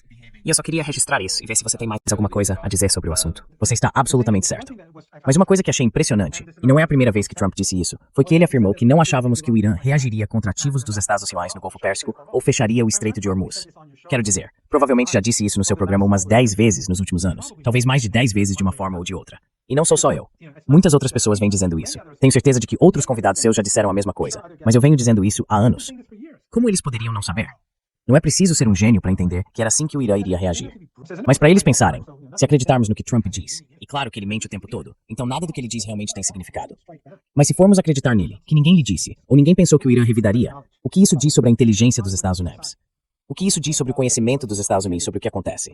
Deixando os filmes de Hollywood de lado, o que isso diz sobre a capacidade deles de compreender? Eles são completamente ignorantes. Mas vamos supor que eles soubessem que o Irã revidaria, e assim iniciaram a guerra. Isso mostra a ignorância sobre as capacidades militares do Irã. Porque eu presumiria que se eles achassem que o Irã iria revidar, concluiriam que isso não importaria muito, que poderiam simplesmente bombardear o Irã algumas vezes e todas as suas capacidades seriam destruídas, porque somos os número 1, ou algo assim. Você sabe esse tipo de linguagem que eles usam. É isso que somos, e por aí vai. Esse louco, desprovido de qualquer moralidade, dignidade ou honra. Isso mostra a ignorância deles sobre as capacidades militares do Irã. Mais uma vez, isso significa que a inteligência dos Estados Unidos não vale nada. Significa que eles são ignorantes. E o mesmo vale para o regime israelense e o Irã. O regime israelense pode até saber mais, mas enganou os americanos a atacarem o Irã ao fornecer informações falsas. De qualquer forma que se olhe, não fica bem nem para o regime israelense, nem para o regime Trump, nem para as elites políticas em Washington. Quero apenas ler o que o Irã declarou. Claro, cada um pode interpretar com cautela, como quiser. Mas o Irã realmente não tem motivo para mentir sobre isso, em termos da quantidade de danos que causou aos ativos dos Estados Unidos até agora. Números enormes aqui. Desde 28 de fevereiro, 150 plataformas de lançamento de mísseis destruídas pelo Irã, 23 sistemas de defesa aérea Patriot e um total de 37 aeronaves. Agora, professor Marandi, um sistema de mísseis Patriot custa cerca de 1 a 1,1 bilhão de dólares. Então, o Irã está infligindo danos econômicos e militares massivos aos Estados Unidos. E nem chegamos a falar em profundidade. Você mencionou, o Hezbollah também está envolvido nisso. E segundo relatos, enquanto conversávamos, eles acabaram de atrair 15 soldados israelenses para uma emboscada. É provável que eles não estejam mais entre nós. Todos os dias, o Hezbollah não apenas combate as forças israelenses em solo e destrói vários tanques israelenses, mas também coordenações com o Irã, lançando seus próprios mísseis, foguetes e drones contra Israel e causando impactos diretos, especialmente no norte. Portanto, quando se trata de como essa guerra está indo para o Irã, se as pessoas estiverem acompanhando o que realmente está acontecendo no terreno, enquanto os Estados Unidos e Israel causam danos à infraestrutura iraniana, e claro, a civis, há um alto preço sendo pago do outro lado. Não está parecendo tão unilateral quanto, acredito, o governo de Donald Trump imaginava que seria. E quanto aos danos aos ativos dos Estados Unidos no Iraque e à resistência iraquiana? Seus ativos de petróleo, seus ativos de gás, suas instalações, tudo está sendo destruído. Eles estão sendo expulsos do Iraque. Nunca mais conseguirão manter o Iraque como fizeram até agora. Esse foi outro erro tolo, outro resultado do erro tolo e genocida de atacar o Irã. E o Iêmen ainda nem começou. Desde que derrotou os Estados Unidos no ano passado, naquela guerra de 7 semanas, eles vêm se preparando para a grande. Disseram que vão se envolver, mas estão esperando o momento certo. Então, isso não é algo que os americanos consigam administrar. E Danny, os Estados Unidos têm essa aura, ou tentam criar essa aura, de invencibilidade que, graças a Saddam Hussein, foi em grande parte criada pela própria estupidez dele. Ele invadiu Kuwait, depois permitiu que o bombardeassem por mais de 40 dias e eles simplesmente passaram por cima das posições iraquianas. Desde então, e com o colapso da União Soviética, os Estados Unidos se tornaram a hiperpotência. Essa aura de invencibilidade existia. E é verdade que os Estados Unidos perderam no Iraque e no Afeganistão, mas depois de décadas, eles tomaram o país. No caso do Irã, fracassaram desde o primeiro dia, e os iranianos têm revidado com força. Então, o que isso diz sobre todos esses sistemas de armas e sistemas de radar? Amanhã, se quiserem vendê-los, quem vai comprá-los? Por que alguém os compraria? Por que alguém iria querer o Domo de Ferro quando é claramente um sistema inútil que dispara mísseis que custam 50 vezes mais do que os drones lançados contra ele? Quero dizer, quanto mais você pensa sobre isso, mais dá pra ver o enorme dano sendo infligido ao Império. E pra quê? Por apoiar o etnossupremacismo, por apoiar o genocídio. Os britânicos, os franceses, os alemães destruíram sua credibilidade, sua aura de humanidade ao apoiarem o genocídio. Os Estados Unidos fizeram o mesmo. E agora está se autodestruindo ainda mais. Tudo em nome dessa classe dominante, do sionismo e do etnossupremacismo. E agora até figuras senhores da inteligência. Vemos pelo menos uma figura de alto escalão se demitindo. Teremos que ver se haverá mais, se Tulsi Gabbard vai renunciar ou outra pessoa. Acho que isso é um grande golpe. Isso não é como Candace Owens fazendo declarações. Este é o cara que está no comando desse tipo de coisa. Uma das pessoas responsáveis pela inteligência, dizendo que não há ameaça. Isso não é o Tucker Carlson. É um cara que pode afirmar com autoridade que não havia ameaça e que atacamos um país simplesmente porque o regime israelense e o lobby sionista quiseram. O fato de estar se tornando cada vez mais claro que Israel teve um papel enorme, não apenas em convencer, mas ao que parece, em ajudar a coordenar, agindo em conjunto com o regime incrivelmente sionista que existe em Washington, para travar esta guerra, agora com a renúncia do chefe de inteligência e do diretor de inteligência nacional. E também, professor Marandi, o fato de que, como se sabe, os Estados Unidos supostamente têm interesses contra o Irã, entre aspas. Não tem. As pessoas tentam dizer, bem, isso é importante. Não, mas há interesses das elites norte-americanas que querem ver o Irã cair, porque no fim das contas, elas querem chegar aos seus adversários maiores. Eles querem enfraquecer a Rússia e a China. Você sabe, eles entendem a relação profunda que existe ali. Mas está bem claro que em 28 de fevereiro de 2026 não seria o momento em que eles conseguiriam alcançar esse objetivo. E mesmo assim, eles fizeram isso de qualquer maneira. Os Estados Unidos fizeram isso de qualquer maneira. Acho que essa é a grande lição aqui, em relação à renúncia. E então, há o fato de que o Irã ainda está de pé, por causa de quão volátil seria para os Estados Unidos tentar atingir os embarques de petróleo iraniano através do Estreito de Hormuz. Foram algo em torno de 11 milhões de barris enviados para a China em particular. Mas é claro, também para outros que compram petróleo iraniano. Há muito mais nisso também, aliás, porque o Irã tem muito petróleo parado nos mares que acumulou nos últimos meses. Sim, e está indo para a China. Então parece que esse objetivo só ficou ainda mais distante, porque o Irã deu um checkmate em Trump. O país disse aos Estados Unidos, sim, nós sabemos o quão volátil o mercado de petróleo realmente é. Temos dito há muito tempo que temos a capacidade de fechar o Estreito de Hormuz. E não apenas estamos prontos para fazer isso, como também vamos cuidar de nós mesmos. E faremos isso, comercializando com o país que vocês chamam de seu principal adversário há tantos anos, que é a China. Na minha opinião, isso é um grande, grande golpe. Mas qual é a sua reação a isso? Tudo isso é feito por Israel. Tudo isso é desnecessário. Quero dizer, se não houvesse sionismo, se não houvesse um lobby sionista nos Estados Unidos, não haveria guerra. Provavelmente teríamos relações com os Estados Unidos. Provavelmente estaríamos fazendo comércio com os Estados Unidos. Mas é essa classe de pessoas, essa classe Epstein, essas pessoas que não apenas impedem relações normais, mas insistem em morte, assassinato, destruição, genocídio e tudo mais. E talvez você possa comentar mais, porque eu venho dizendo há algum tempo que, sabe, com a resistência iraquiana, eles acabaram de atingir uma embaixada dos Estouis. Eles têm atacado ativos, divulgado imagens de drones, mostrando eles mirando em bases militares americanas lá. Supostamente, eu mostrei isso no programa ontem, que não há nenhuma atividade acontecendo entre esses petroleiros e outras aeronaves dos Estados Unidos sobre o Iraque agora, provavelmente por medo de serem alvejados. Então a resistência iraquiana está realmente em movimento. Claro, mencionamos o Hezbollah e depois o Iêmen. Há alguns rumores de que a Arábia Saudita e outros países podem tentar começar a usar o Mar Vermelho e o Bab el-Mandab como uma forma de aliviar parte da pressão causada pelo fechamento do Estreito de Hormuz. Mas me parece que é exatamente isso que o Iêmen está esperando. Eu vejo que o Iêmen não está se contendo por medo ou algo assim. Eles estão se contendo porque estão esperando o momento certo para agir. Estou curioso para saber sua opinião sobre isso, porque parece que as coisas podem passar de ruins para piores muito rapidamente para a economia global, se esse for o caso. A quantidade de petróleo que os sauditas podem exportar pelo Mar Vermelho é limitada, e há muitas questões técnicas. Mas você está absolutamente certo. Se o Iêmen entrar na guerra e fechar o Mar Vermelho, então para onde esse petróleo vai? Porque os superpetroleiros não podem passar pelo canal de Suez. Então isso vai ser um grande problema. De qualquer forma, se o Iêmen entrar na guerra, então os sauditas, lembre-se, quando eles estavam realizando 7 anos de genocídio com total apoio do Ocidente. Nos primeiros 2 ou 3 anos, todo o Golfo Pérsico e a Turquia, todos eles apoiavam aquela guerra genocida. Depois, quando os Emirados e os sauditas se voltaram contra o Catar e a Turquia se afastaram um pouco da Arábia Saudita e dos Emirados. Durante 7 anos, os sauditas estavam cometendo genocídio no Iêmen. O que interrompeu o genocídio? O Iêmen havia alcançado um nível de poder 3 ou 4 anos atrás. 4 anos atrás, acho. Em que foi capaz de destruir uma grande parte da capacidade de exportação de petróleo da Arábia Saudita. Os sauditas desistiram e aceitaram o cessar-fogo. O Iêmen hoje é muito mais forte do que era naquela época. E muito mais forte do que era no ano passado, quando estava lutando contra os americanos e derrotando os Estados Unidos. Portanto, eles poderiam facilmente eliminar o petróleo e o gás sauditas. A quantidade limitada, ou predominantemente petróleo, que iria para o Mar Vermelho.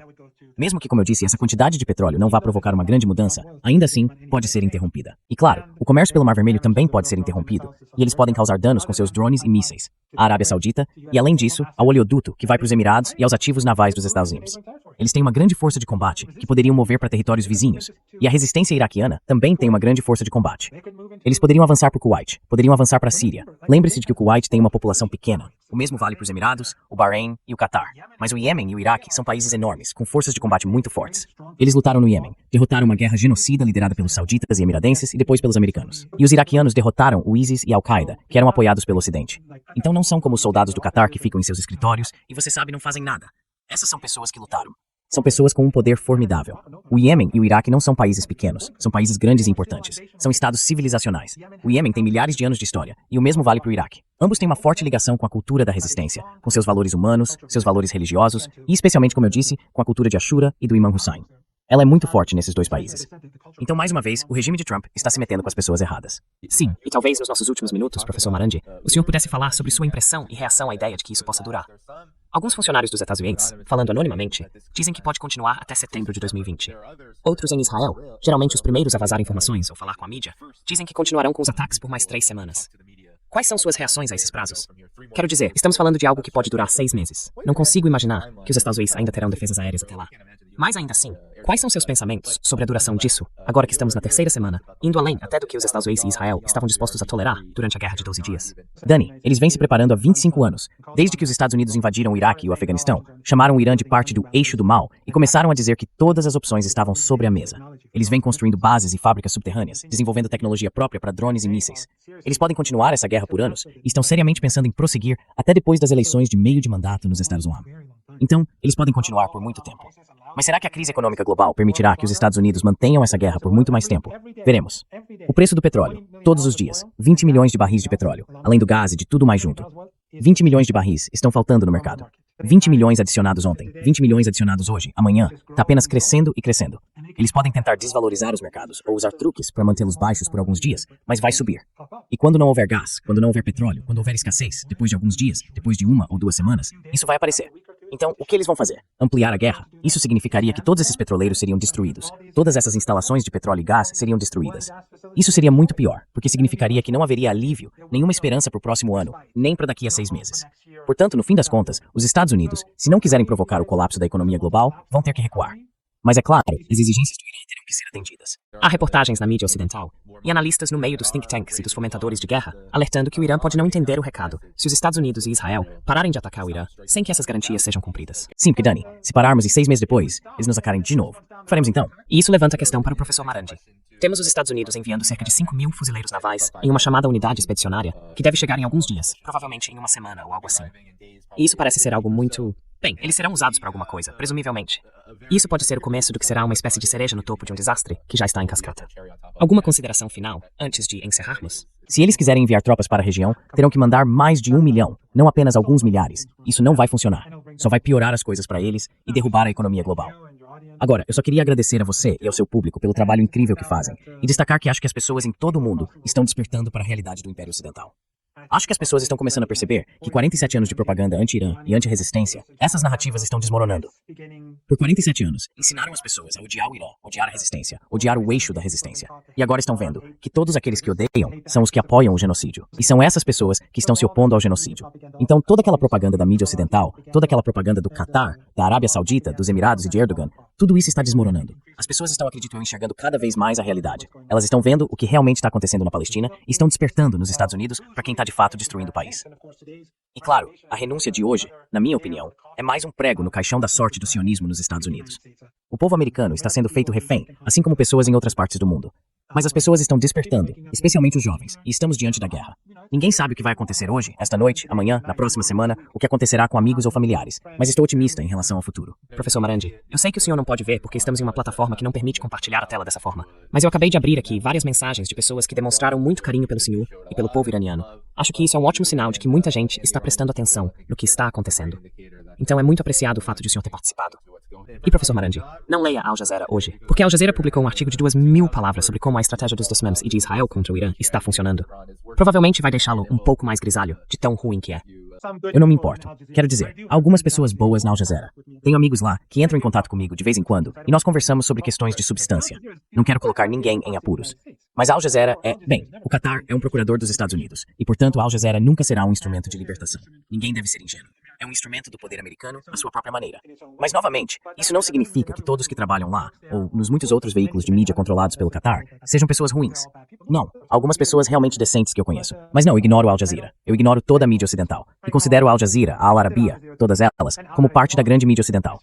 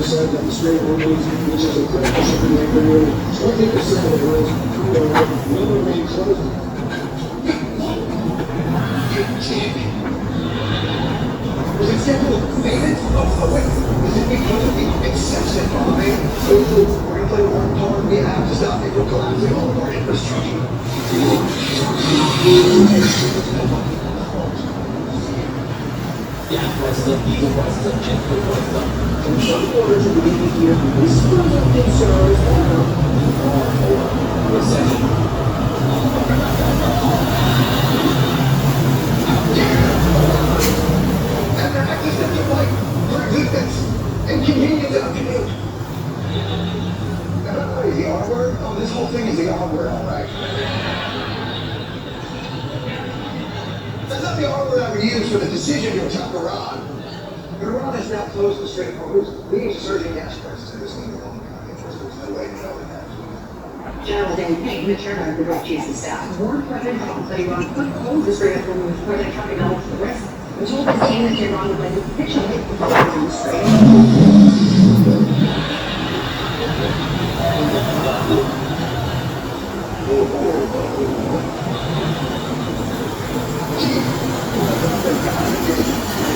During this whole process.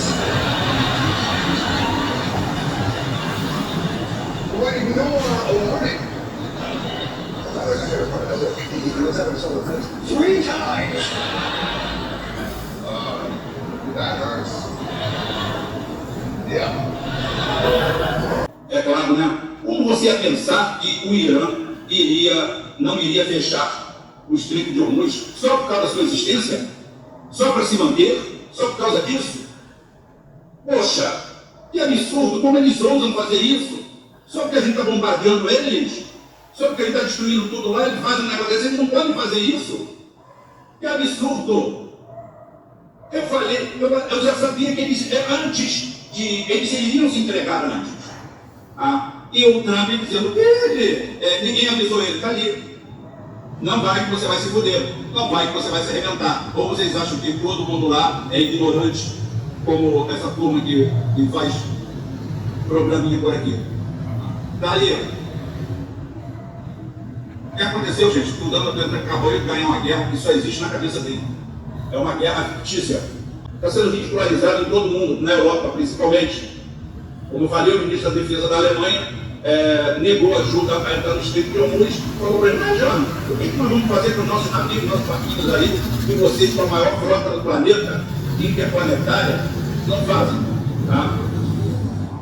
O Trump veio a público e disse que primeiro baixou o Irã, disse que o Irã é um grande jogador, tá? E ninguém disse a ele que o Irã ia retalhar. Segundo informações do seu gabinete, o Irã jogaria a toalha e aceitaria tranquilamente Donald Trump como imperador de toda a Pérsia. Imagina, um povo de 5.000 anos e ia se deixar descer como um rufião, um pederasta arrogante, prepotente, cercado de meia dúzia de falsos judeus. Isso prova que os puxa-sacos incompetentes são o principal mal do Ocidente, da humanidade. Vejamos aqui pelas análises que a gente assiste todo dia, onde torcedores fanáticos, apaixonados pelos Estados Unidos, lambedores de saco de qualquer um que se diga sionista, apaixonado por Israel, veja o que eles falam.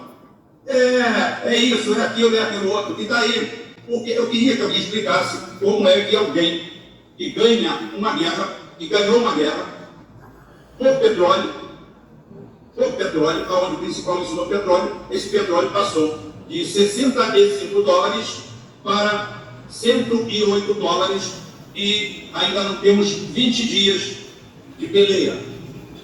Não temos 20 dias de peleia e nós temos aqui 50% de aumento, 50% de aumento segurando. Os Estados Unidos não perdeu nada, o Irã só está bombardeando o bairro.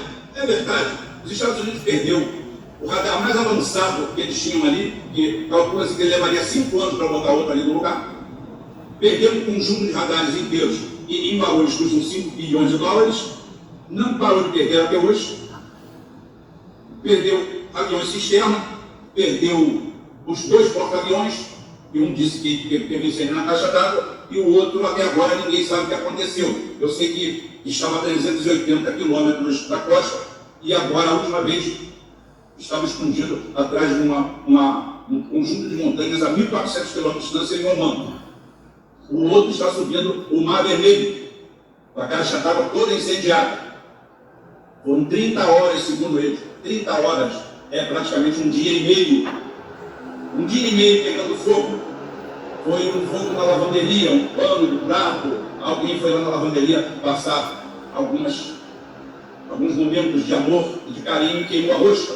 E a rosca incendiou tudo. É outra possibilidade.